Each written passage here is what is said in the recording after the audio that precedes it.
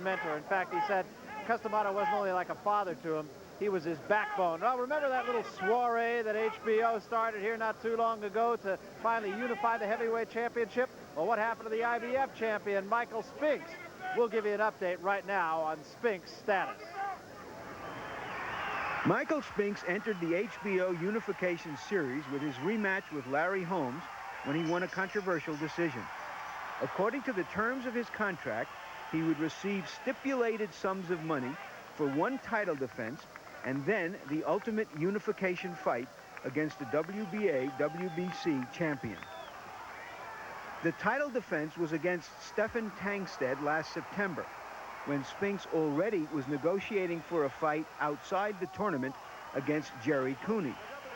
Such a fight was permitted in the agreement, providing that the winner would still agree to fight the WBA/WBC champion. But Cooney rejected that stipulation. At that point, HBO got an injunction stopping a Spinks-Cooney fight.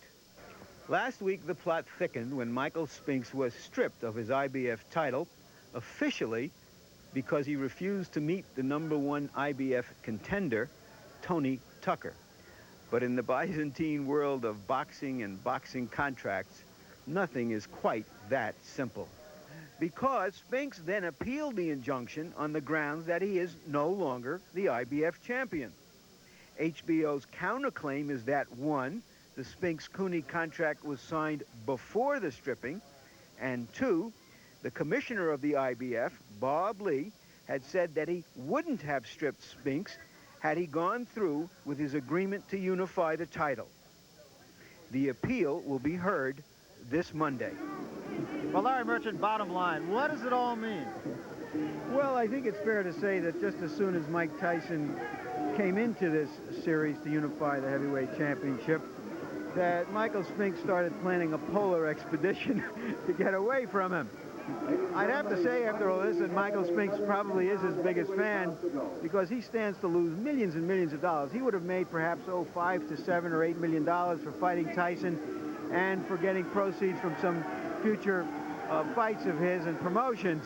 Instead, he'll get a couple or $3 million and have to deal with a bunch of damage suits. Just one other thing, Barry. Last fall, Michael Spinks started talking about the WBA and how they sanction fighters from South Africa. It was his way of protesting apartheid. Good enough. What he's doing now, however, is trying to bypass a black champion in order to fight a white pacifist.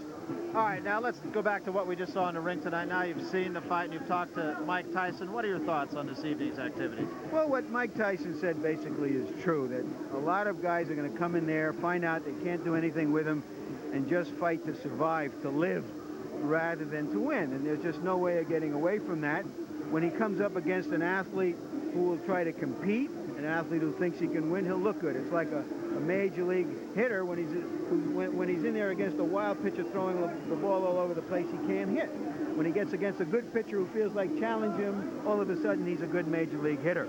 There are only a few types of fighters who really can compete with Tyson. We thought a big puncher like Smith might. There are no big punchers out there that we know about. A boxer more likely will give Tyson a problem somewhere along the way. Or even more likelier than that, the only fellow out there who can beat Tyson now, it appears, is Mike Tyson himself, if he gets tired of this whole thing, and I don't see that happening. Well, I've always said there are only 3 things that Mike Tyson really has to deal with, and one was, can he beat a good puncher? And perhaps he did that tonight, even though he didn't really fight that style of fight. Can he beat a clever boxer? He hasn't really seen one yet. And can he survive when he does get hurt? And that, perhaps, might be the bottom line.